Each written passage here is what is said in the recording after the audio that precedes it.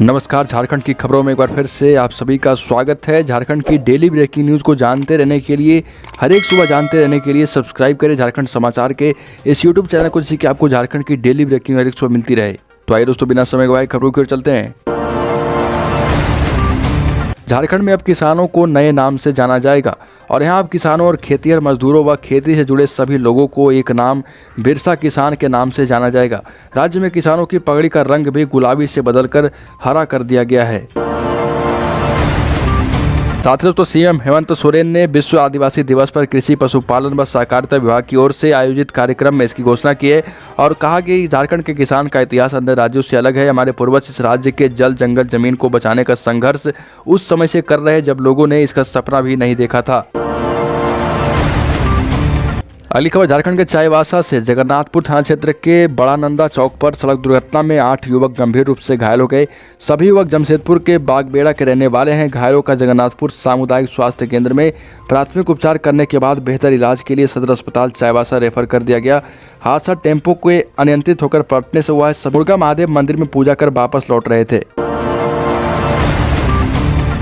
साथ ही मैट्रिक और इंटर के रिजल्ट पर जारी विवाद के बीच झारखंड एकेडमिक काउंसिल इनकी सप्लीमेंट्री परीक्षा की तैयारी में जुट गया है और इस बार परीक्षा के नियमों में बदलाव किए जा रहे हैं। पहले जहां इसमें सभी विषयों की परीक्षा की अनुमति दी गई थी, तो अब जेएससी परीक्षा के फॉर्मेट में भी बदलाव करने की तैयारी है।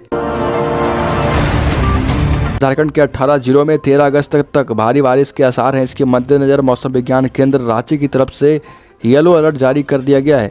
मौसम विभाग के मुताबिक राज्य में एक बार फिर से मानसून सक्रिय हो गया। इसके कारण यह स्थिति बन रही। मध्यम दर्जे से भारी बारिश की श्रेणी में झारखंड आ चुका है और मुख्य रूप से रांची, गुमला, खूंटी, रामगढ़, बोकारो, हजारीबाग, धनबाद, चतरा, कोडरमा, लातेहार, लोहरदगा, देवघर, दुमका, गिरिडीह, गोड्डा, जामताड़ा में बारिश की आशंका जताई गई है। अगली खबर झारखंड के घाटशिला से। घाटशिला थाना क्षेत्र स्थित काशीदा में एक बुजुर्ग महिला से चेन स्नैचिंग की घटना सामने आई है। घटना के वक्त महिला घर में अकेली थी। इसी बीच घर में घुसकर एक युवक ने महिला का मुंह दबाया और गले से 2.5 लाख की चेन खींचकर बाइक से भाग निकला। घटना की सूचना के बाद मौके पर पहुंची पुलिस मामले की जाँच में जुट गई। अगली खबर झारखंड के चाईबासा से। पुलिस ने People's Liberation Front of India के एक सक्रिय उग्रवादी को गिरफ्तार करने में सफलता हासिल की है। पुलिस ने उसे गुप्त सूचना के आधार पर गिरफ्तार किया। गिरफ्तार उग्रवादी के पास से एक देसी कट्टा, एक जिंदा कारतूस, 2 पीएलएफआई नक्सली पर्चा और 2 मोबाइल फोन बरामद किया गया है। वरतु रांची नगर निगम को अवैध निर्माण को तोड़ने के मामले में झारखंड हाईकोर्ट से एक के बाद एक झटका मिल रहा। पहले अपर बाजार, फिर सेवा सदन को तोड़ने के आदेश पर रोक लगाई गई। इसके बाद प्रधानमंत्री आवास योजना अब रांची बंधु नगर में घर तोड़ने नगर आयुक्त के आदेश को झारखंड हाईकोर्ट ने निरस्त कर दिया।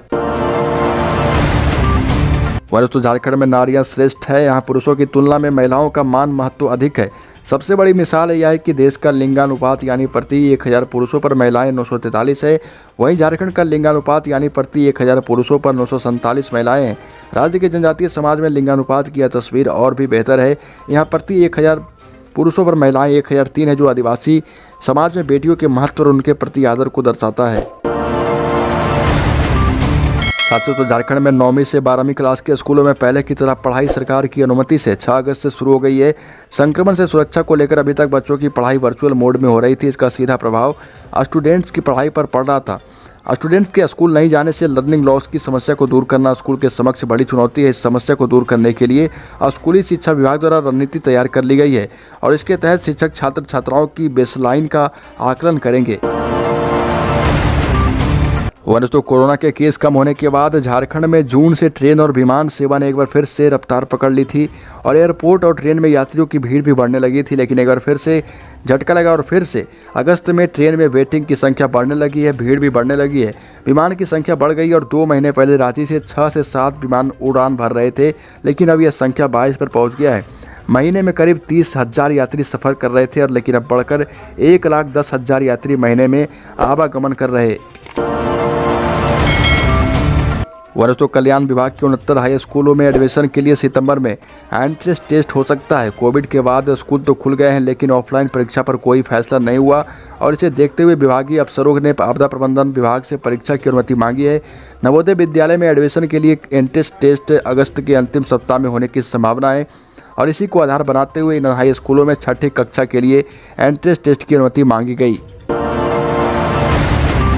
तो झारखंड स्वास्थ्य विभाग में दवा खरीदने मनमानी का एक और मामला सामने आया। चाईबासा के हेल्थ अफसरों ने वर्ष 2014 में बिना आवंटन आदेश के गल्फा लेबोरेटरीज से 16 लाख रुपए की दवा खरीदी। अब वहां के सिविल सर्जन कंपनी को भुगतान के लिए सरकार से पैसे मांग रहे। 8 साल पहले दवा खरीदी गई या नहीं और इसका इस्तेमाल हुआ या नहीं, इसका कोई रिकॉर्ड नहीं है। विभाग 2 बार जांच करा चुका है। अब स्वास्थ्य विभाग ने डीसी को इसकी जाँच करने को कहा। तो पूर्व मुख्यमंत्री रघुवर दास ने कहा कि झारखंड कर्मचारी चयन आयोग की संशोधित नियुक्ति नियमावली असंवैधानिक है। राज्य सरकार झारखंड के युवाओं को नौकरी देना ही नहीं चाहती और इसलिए सभी नियुक्तियों को उलझाने की मंशा से नियमावली में संशोधन किया। भाजपा इसे कोर्ट में चुनौती देगी। रघुवर दास पार्टी के प्रदेश कार्यालय में पत्रकारों से बात कर रहे थे। उन्होंने सवाल उठाया कि सरकार किसी भी प्रतियोगी परीक्षाओं से हिंदी को कैसे हटा सकती है। दोस्तों, श्रावणी मेला में भी लॉकडाउन का असर अभी भी देखने को मिल रहा। कोरोना संक्रमण के कारण राज्य सरकार द्वारा इस बार भी श्रावणी मेला को स्थगित कर दिया गया, जिससे यहां श्रद्धालुओं की भीड़ नहीं लग रही। बाबा मंदिर बंद रहने से पूरे शहर में वीरानी छाई है और लॉकडाउन के दौरान बाबा मंदिर बंद रहने से पंडा समाज व आसपास के दुकानदारों की आर्थिक स्थिति खराब हो चुकी है। बाबा के मंदिर खोलने की मांग को लेकर धरना पर बैठ चुके हैं तीर्थ पुरोहित।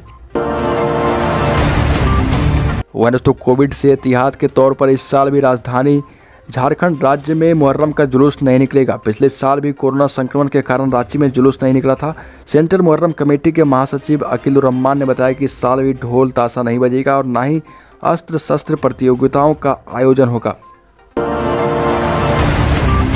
और गुमला से जिले के 29वें नए एसपी के रूप में डॉक्टर एहतेशाम बकारीब ने पुलिस अधीक्षक कार्यालय में पदभार ग्रहण किया।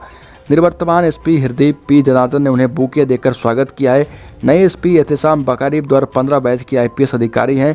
पदभार ग्रहण करने के दौरान पत्रकारों से बात करते हुए नए एसपी ने कहा कि उनकी पहली प्राथमिकता है कि पूर्व में एसपी हृदय पी जनार्दन के कार्यालय के दौरान नक्सलियों के विरुद्ध जो कार्रवाई हुई उसमें और भी सफलताएं हासिल की जाए। तो दोस्तों, झारखंड की डेली ब्रेकिंग न्यूज में अभी के लिए इतना ही। अगर आपने अभी तक इस चैनल को सब्सक्राइब नहीं किया तो सब्सक्राइब कर लें, इससे कि आपको झारखंड की डेली ब्रेकिंग न्यूज हर एक सुबह मिलती रहे।